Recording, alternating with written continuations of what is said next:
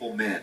Way before there was any evidence of it happening, they looked at the scriptures, they read them at face value, they believed what they said, and they predicted the future.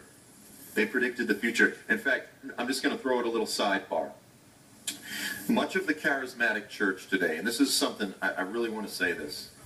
So much of the charismatic church today, there's a lot of prophets. They prophesy. They speak about things in the earth. So frequently, it's disconnected from the words of the prophets, the biblical prophets. There's kind of like the subjective prophecy over here, but it's not rooted in the testimony of the biblical prophets. I'm convinced, because so much of the charismatic movement, it's like, over there's the Bible prophecy guys, over here's the prophetic word guys, and like often they don't meet.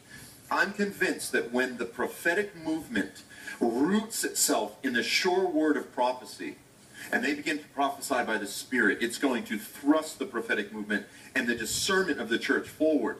Okay? You can go back and have men that didn't even believe in the gift of prophecy. They were expositing the words of God, and they predicted the future with absolute accuracy. They said, in the last days, the nation of Israel will be restored, Jewish people in the land with a government. I list probably a dozen different guys, and it goes back hundreds of years before Israel was restored.